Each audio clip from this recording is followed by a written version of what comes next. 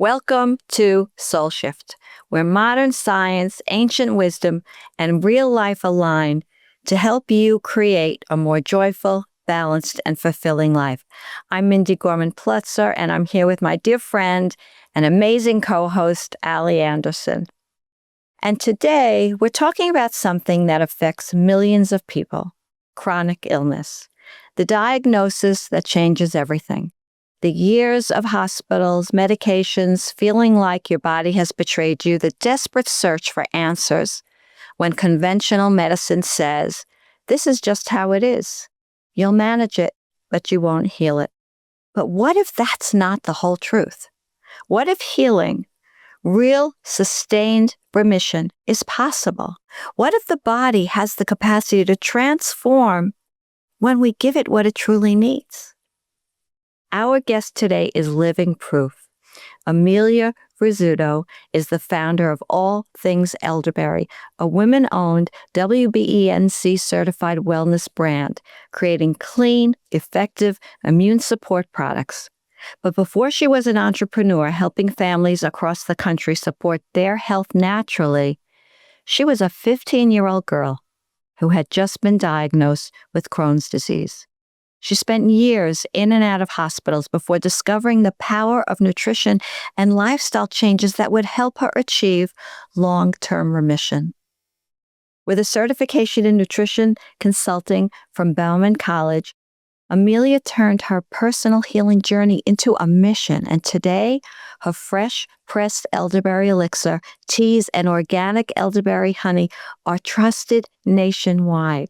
Her story is one of patience, one of persistence, and the profound belief that our bodies want to heal when we give them the right tools. Welcome to SoulShift, a sacred space where modern science, ancient wisdom, and real life come together in perfect harmony. Each week, we explore the gentle art of transformation. SoulShift holds space for your beautiful, messy, perfectly imperfect human experience. Meaningful change doesn't have to break you open.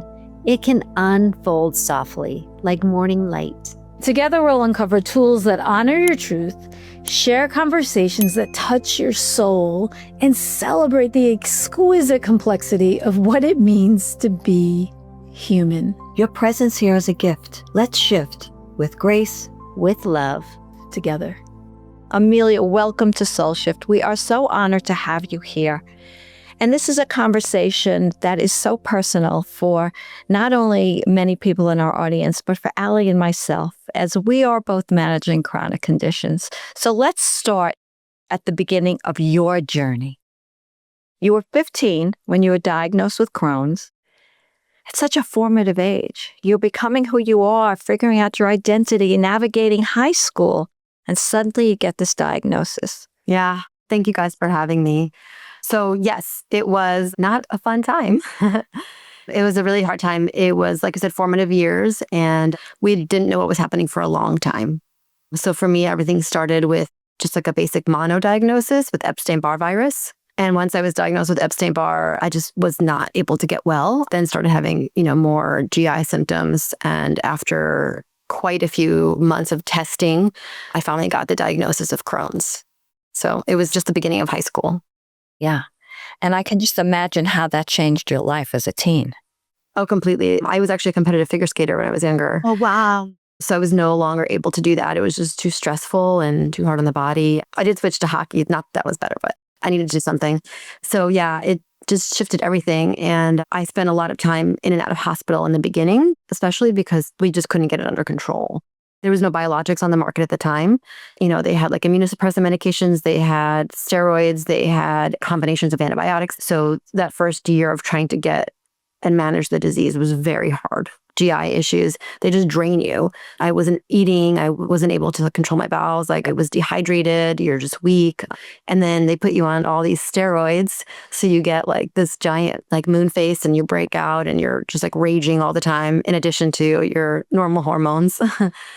So it was tough, yeah. And you couldn't really tell anybody what was going on. I remember one time I was out of school for like a month, and when I came back, like the kid sitting next to me was like, "Oh, I thought you died." I was like, "Oh, no, almost, but I'm here."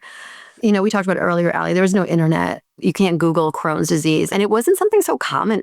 Nobody really knew what it was. I'd never heard of it before. Now, like, everybody's heard of Crohn's disease. It's kind of become pretty common, but back then it wasn't at all. So there was no easy resources for me to grab or read or talk to anybody. My parents and I were just kind of floating on our own, trying to figure it out and doing whatever the doctor said. Yeah. What's interesting to me to hear is that I can only imagine how devastating it was for you at 15. But did you find any relief in finally having a diagnosis, having an answer for all your symptoms? Not really, not at that time, because I think that time it was scary. And maybe it was just the way my doctor approached it. They basically said to me, like, this is chronic. You're going to have this forever. Like, there's nothing you can do. And here's like the list of medications you're going to be on forever. And so it didn't feel like relief. It felt like some kind of a sentence, permanent life sentence of dealing with this.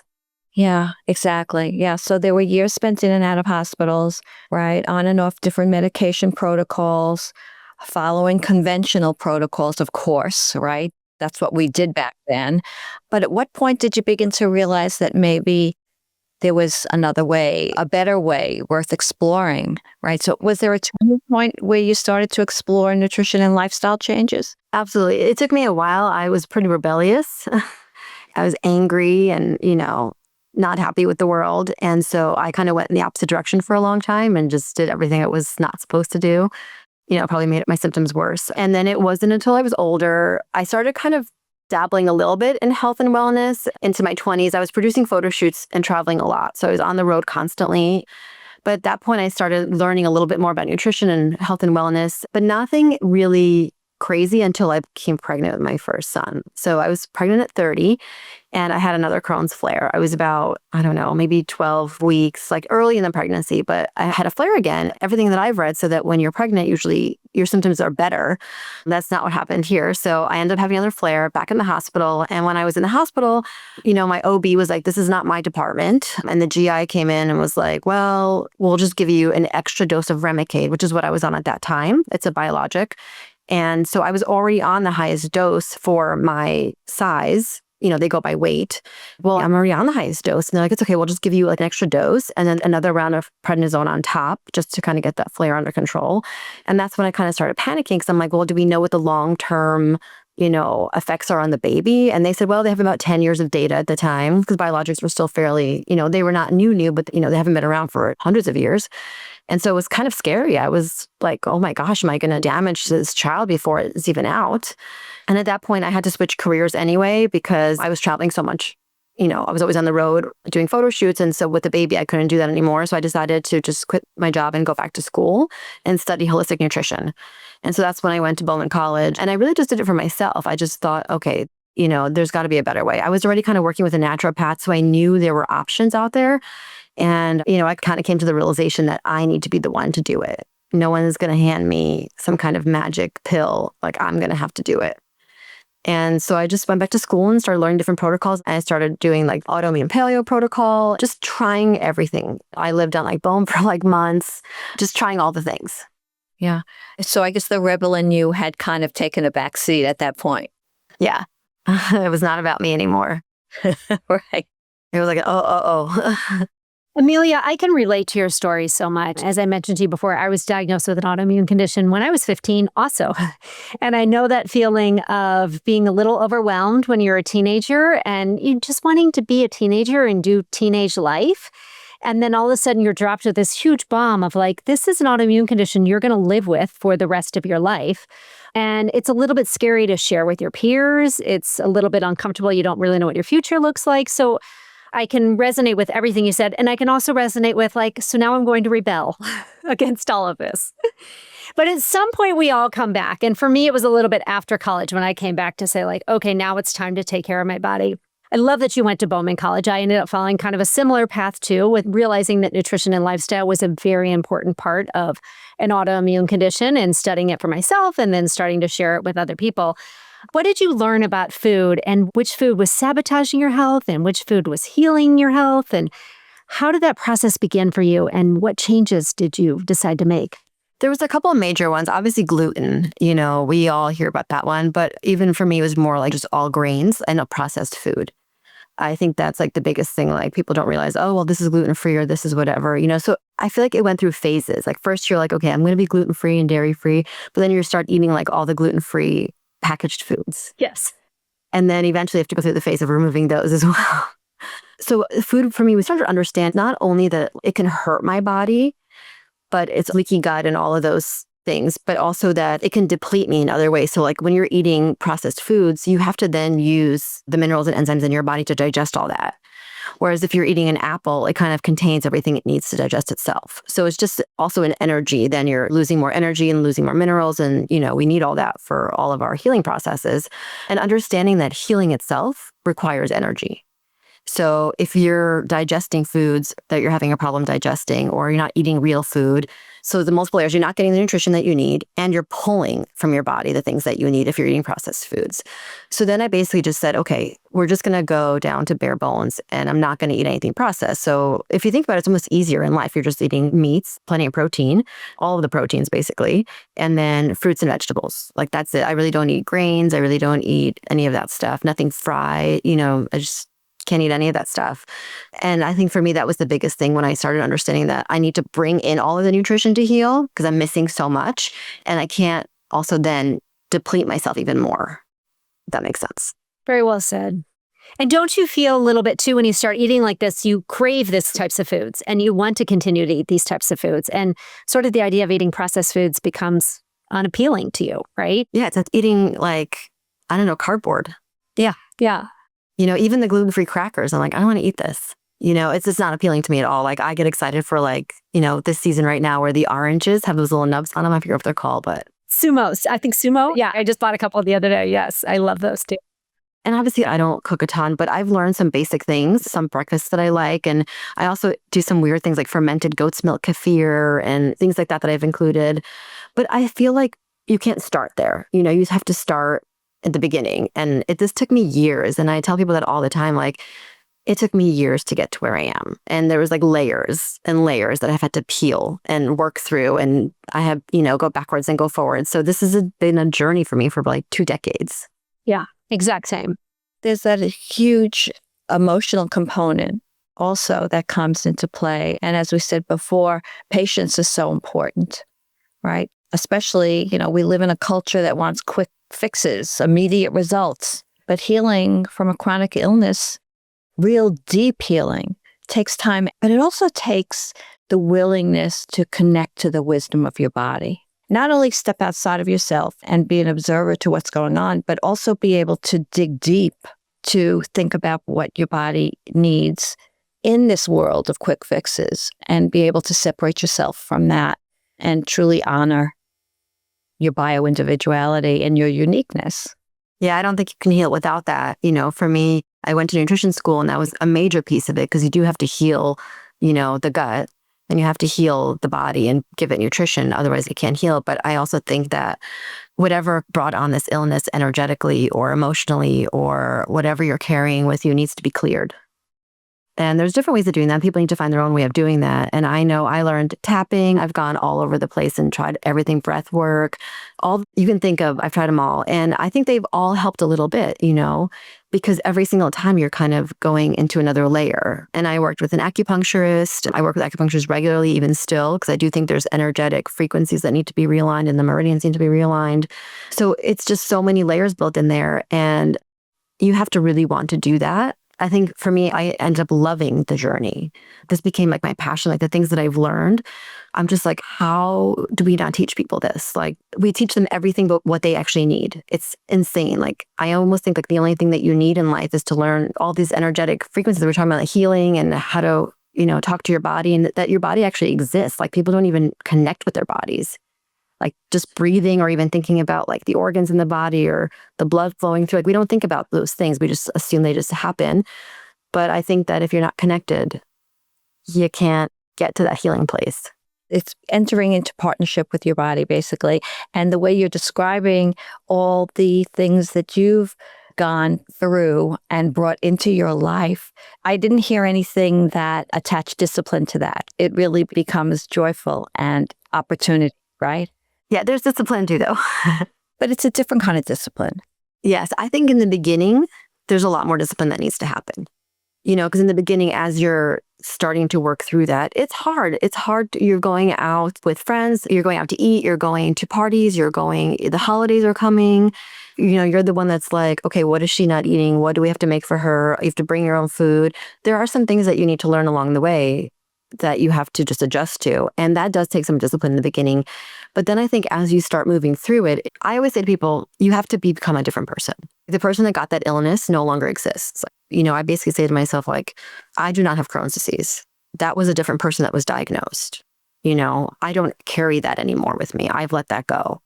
And that goes with fear and all the other things. You have to let that go because I know I've done so much work and have healed so much that there's no way this disease can live in my body anymore. I believe that to my core. And I think that's part of the process. It's our belief system has to really be there as well. Like whatever we tell our brain then gets transferred back into our body through the chemical reactions. So I think that's where a lot of it starts as well. Like I was telling you my diagnosis story when the doctor said to me, this is a chronic illness, you will have this forever. That was imprinted in me, and so I didn't believe that there was another option.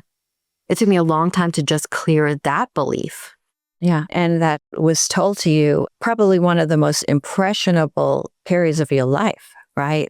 Adolescence is where the most important thing is to feel that you fit in.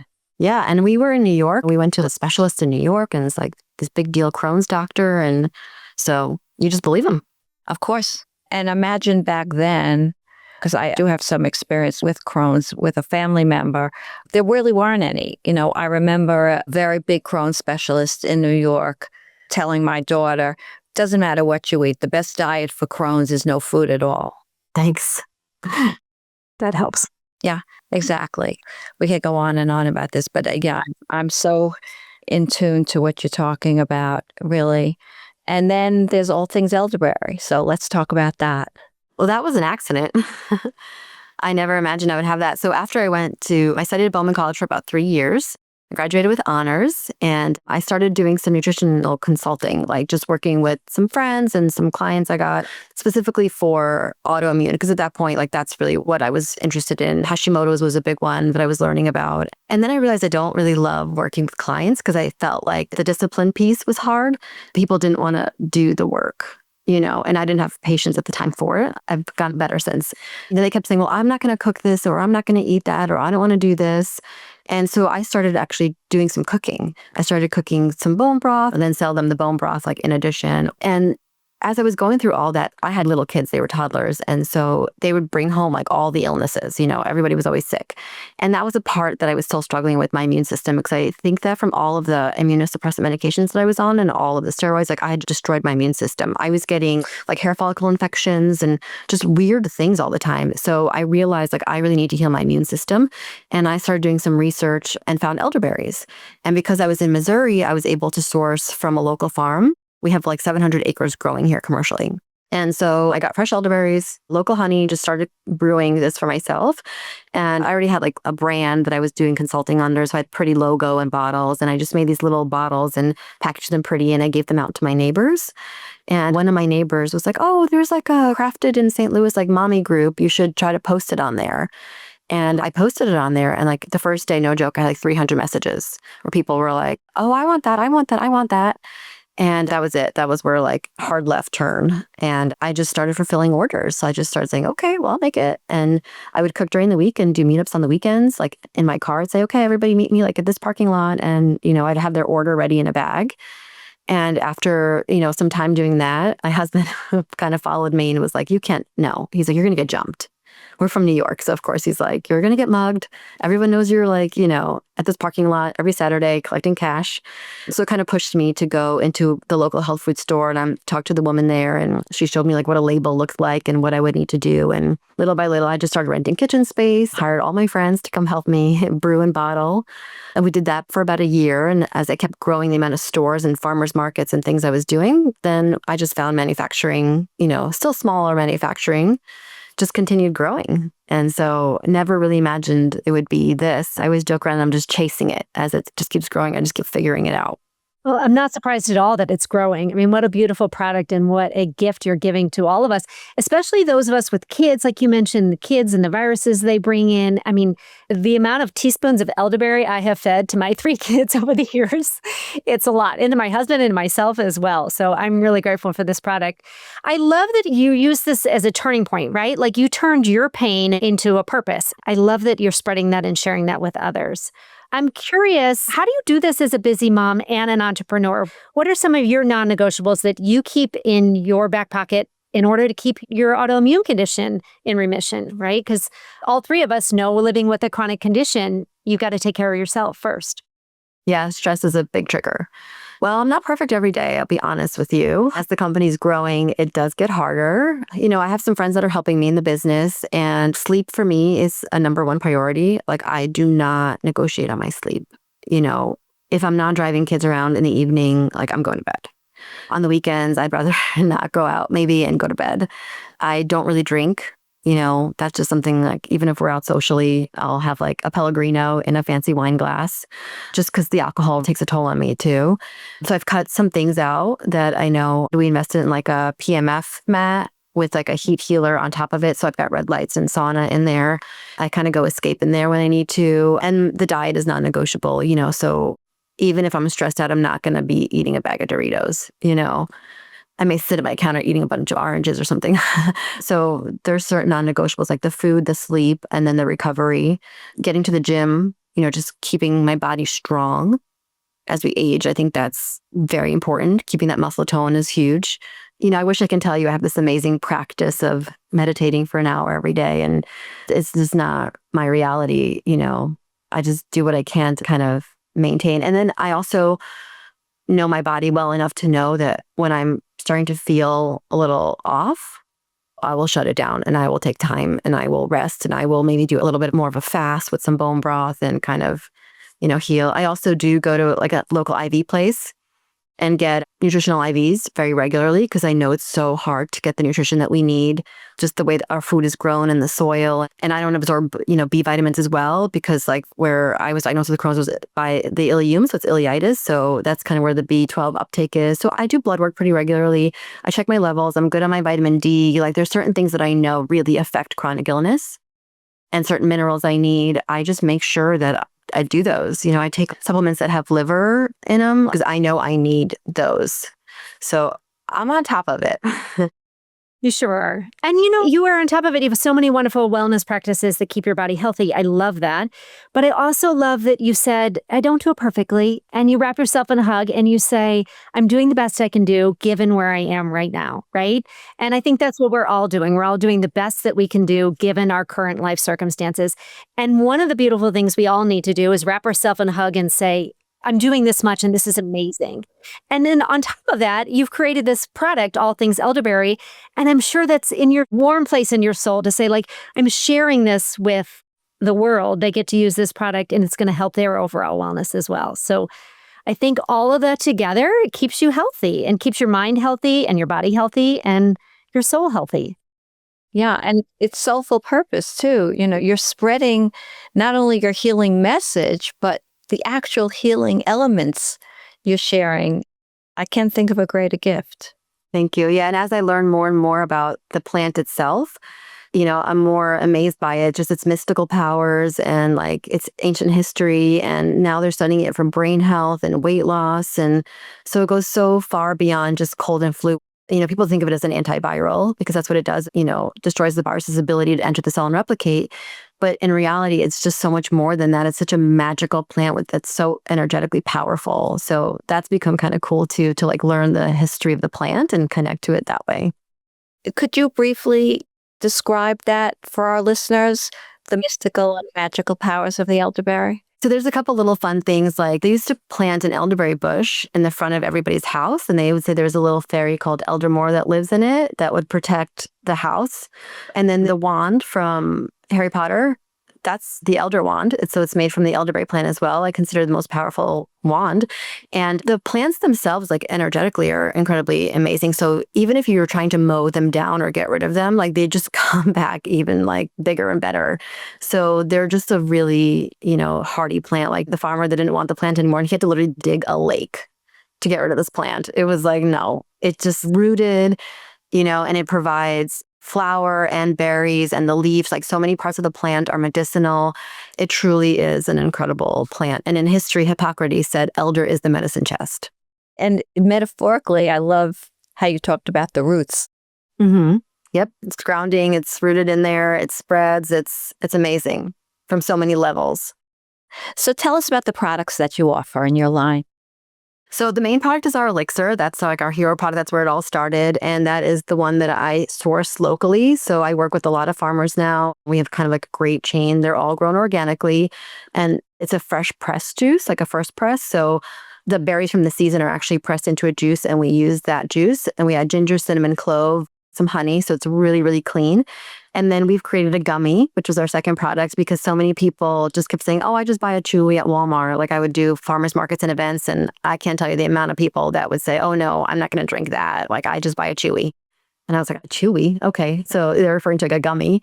And so then the second thing we created was the gummy. And then, as I did more markets, I heard, oh, you should make a tea. And so I created a green tea. It's a elderberry green tea with hibiscus and orange peel. And then we thought it'd be fun to do a chai tea. So the chai tea has elderflower in it with fennel, ginger, and cinnamon. So it's more of like a really nice gut soothing kind of tea. And the elderflower is great for respiratory health, digestive health. It's another way to use the plant. And then we did a brew kit. The brew kit's our newest one. I'm kind of excited about it. So it comes in like a brew bag with elderberries, ginger, cinnamon, and clove. And you can just put it in water, boil it, and strain it. And you make your own elderberry syrup that's completely unsweetened. So that way, if someone is diabetic, is on a keto diet, vegan, they can sweeten it any way they want to. So it's a little bit more customizable. Fantastic. And I have to say, because I was on the website ordering my elderberry, the gummies were sold out. I know. So, what's crazy is that we planned like a 20% growth for the gummies, and we sold out 8 months in advance. They just took off faster than we could have expected. And so, we have to have them made for us, and we're in the queue. We had orders in based on what our projections were. It was pretty awesome, and also not awesome, because now we're waiting. That's great. And you have a special offer for our listeners, right? Absolutely. Yes. Yeah. Shop 20 will give your listeners 20% off anything they want on the website, so they can try it and, try everything, see which one works best for you. Oh, it's great. Can't wait to get mine. Really can't wait. So before we close, what are the key takeaways you want listeners to hold on to? Truths that you want them to carry? Absolutely. So patience, like we talked about earlier, I always say, it takes time. Like people are like, oh, I've been doing a diet for like 3 months. I mean, no. There's like 6 months to a year. It takes a lot of time. So be patient with yourself, be loving to yourself. Consistency is very important. Be consistent. I just think it's important to honor your body and listen to yourself and love yourself. Like it all comes from inside you. Like any healing, anything that you want, it's got to come from inside. It's not going to come from the outside world handed to you. You got to do it on your own. Yeah. And then you also speak to empowerment, right? That, we have more control than we've been told. Yep, we've been lied to. We have all the control. Yeah, once we connect and once we learn to listen. And we are powerful healing beings. Like our body knows how to heal, and we have the power to turn that healing on. Absolutely. Well, thank you so much for sharing your story with such honesty and hope and grace. I love your gentle energy. It's very inspiring. And of course, the reminder that healing is possible, that our bodies have that capacity for transformation, but we have to support them properly. That's on us. That's on us. Yeah. Yeah. Thank you. Thank you for having me. This is a great conversation. Oh, thank you so very much. Emilia, thank you. Thank you for everything today. Yes. My pleasure. Appreciate it. Yeah. Thank you guys too. So everyone can find you at allthingselderberry.com. That's the website for the brand. Yeah. And then on social media, Emilia M. Rizzuto or All Things Elderberry.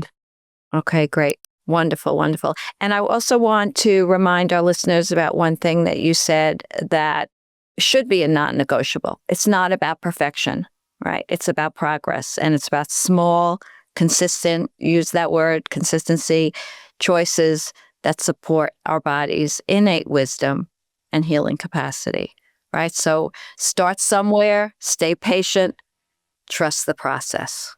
Yeah, the time is going to go by anyway. So that way, by that point, you're that much better. Absolutely.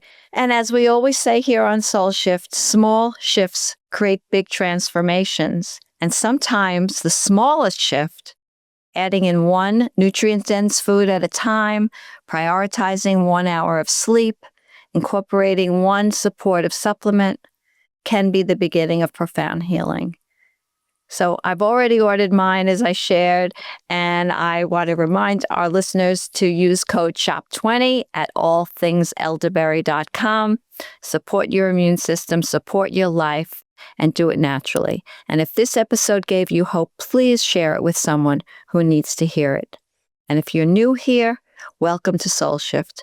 Subscribe wherever you listen to podcasts and join us every week as we explore healing, transformation, and the beautiful intersection of science and soul. So until next time, keep shifting your mind and keep igniting that beautiful soul of yours. Thank you for sharing the sacred time today.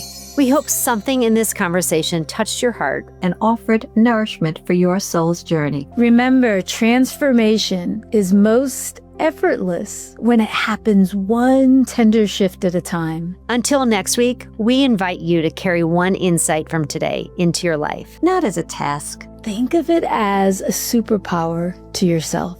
If something resonated, we'd love to hear from you. If you're joining us on YouTube, feel free to leave us a comment below. Your words ripple outward, offering connection and comfort to others walking this path beside you. If SoulShift feels like home, please subscribe and consider leaving us a review. Your support will help us reach more hearts that need to hear they're not alone. We're holding you in love, so know you're not alone. Your journey matters. May your heart be filled. And may your path be filled with grace.